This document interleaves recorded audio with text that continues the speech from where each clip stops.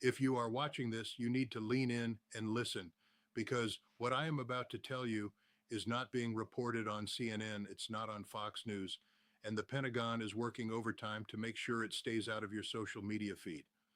The red line has been crossed, not by a diplomat's pen, but by a rain of fire that has effectively blinded the most sophisticated military power in the Middle East. 2 minutes ago, the strategic balance of the entire world shifted. While the mainstream media is distracting you with domestic political theater, the Islamic Revolutionary Guard Corps, the IRGC, has just executed a strike so precise, so devastating, that it has effectively decapitated Israel's long-range strike capability. I'm talking about the total destruction of the largest drone production facility in Israel, a site so secret its coordinates weren't even on civilian maps. But the Iranians found it. And they didn't just hit it, they erased it. You need to see this right now because this isn't just another skirmish. This is the opening salvo of a conflict that will bring the American economy to its knees and change the lives of every person watching this video. If you think your retirement fund is safe, if you think the gas prices you're seeing now are high, you have no idea what's coming in the next 48 hours. Stay with me because in the next few minutes, I am going to reveal the exact military intelligence the Biden administration is trying to suppress. I'm going to tell you why the Iron Dome failed, what this means for the U.S. carrier groups in the region, and the terrifying reason why this specific factory was targeted. Do not click away. What you're about to hear is the truth that the experts in Washington are too terrified to admit. Now, to understand the sheer magnitude of what just happened, we have to look past the propaganda. For years, I've been telling you, based on my time as a Marine intelligence officer and a UN weapons inspector, that we have fundamentally miscalculated Iran's capabilities. We've been told they are a third-rate power. We've been told their technology is decades behind. That lie just died in a ball of fire over the Negev desert. For the last 6 months, we've seen a systematic escalation. It started with the shadow war, the tit-for-tat strikes in Lebanon, the cyber attacks on Iranian infrastructure. But 3 weeks ago, something changed. My sources in the region, people who actually sit in the bunkers and monitor the satellite feeds, saw a shift in Iranian telemetry. They weren't just practicing, they were calibrating. Israel has long relied on its technological edge. Their drone fleet, specifically the Hermes and Aton classes, are the backbone of their intelligence gathering. Without those drones, Israel is blind. They can't see the Hezbollah launch sites. They can't track the mobile missile batteries in the mountains of Iran. Washington told us that Israel was impenetrable. They told us the multi-layered defense systems, the Arrow 3, the David Sling, the Iron Dome, created an iron wall. But as I've warned in my previous briefings, any wall can be breached if you have the right hammer. Iran didn't just find the hammer, they built a precision instrument designed to exploit every single flaw in Western defense logic. But here's the part the mainstream media won't tell you. The U.S. knew this was possible. We had the intelligence. We saw the movement of the Fatah-1 hypersonic missiles, and yet the orders from the White House were to downplay the threat to avoid a panic in the oil markets. They prioritized your 401k's stability over the truth of a looming global conflagration. And now the bill has come due. Imagine the scene. It's 3:00 a.m. local time. The air over the Mediterranean is quiet.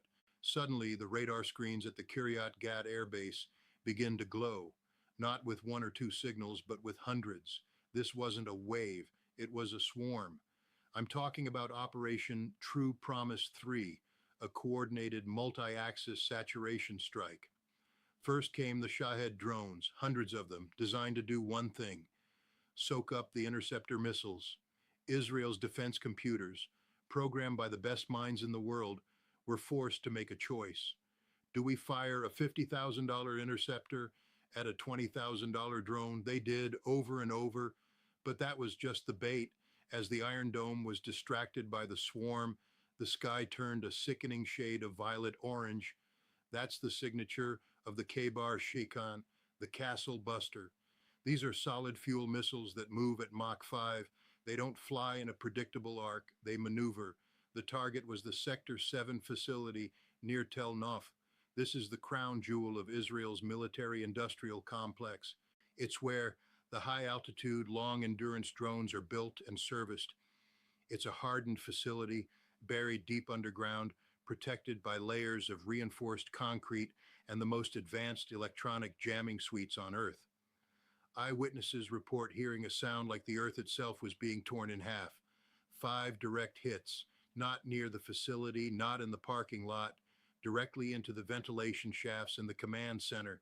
Streaks of white-hot light tore through the midnight sky. The explosions were so intense they were picked up on seismic sensors as far away as Cyprus.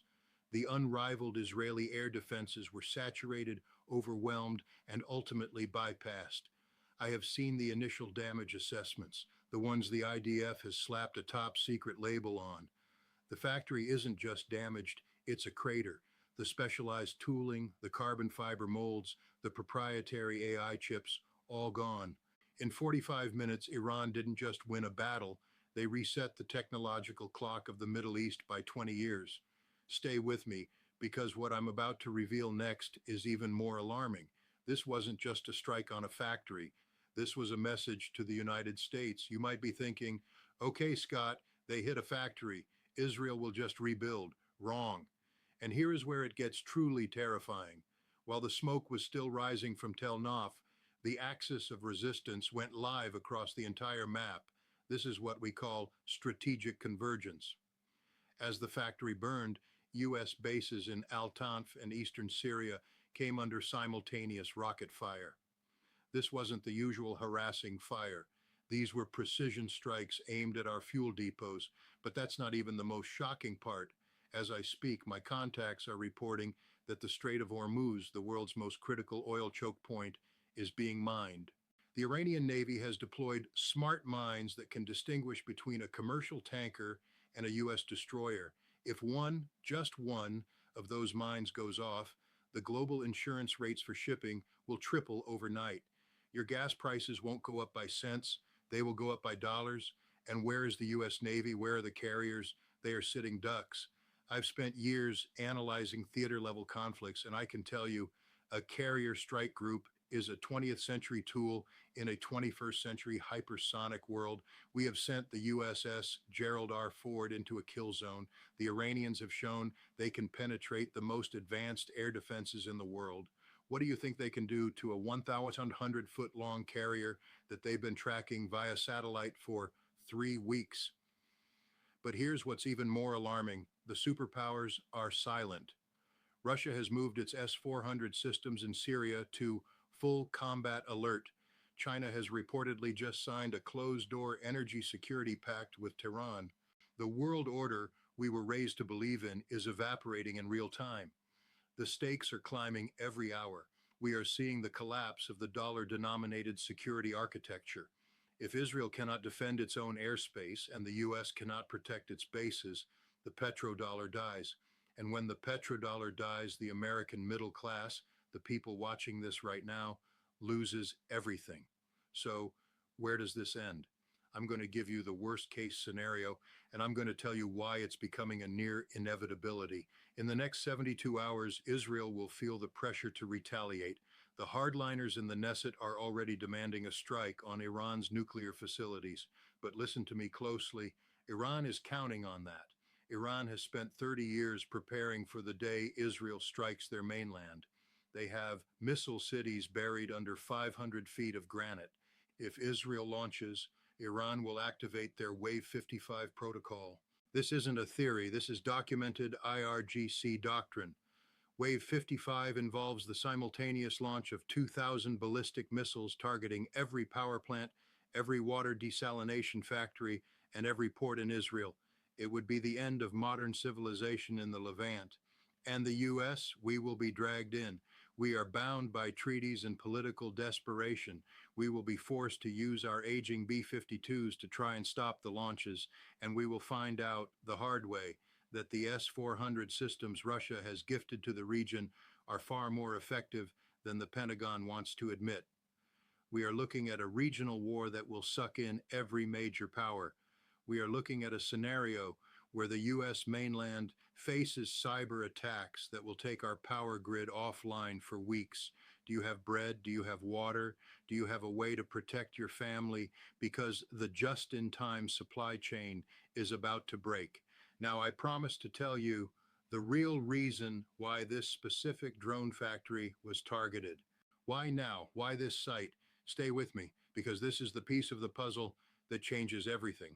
Through my years in military intelligence, I've learned to look for the capability gap. That factory wasn't just making drones for today's war. It was the only facility in the world currently mass producing a new type of intercept-proof stealth drone equipped with a proprietary AI target seeker. Israel was weeks away from deploying these drones in a massive preemptive strike against Hezbollah's leadership. It was meant to be the checkmate move. Iran didn't strike the factory because they wanted to destroy drones. They struck it because they had to destroy the technology before it could be fielded.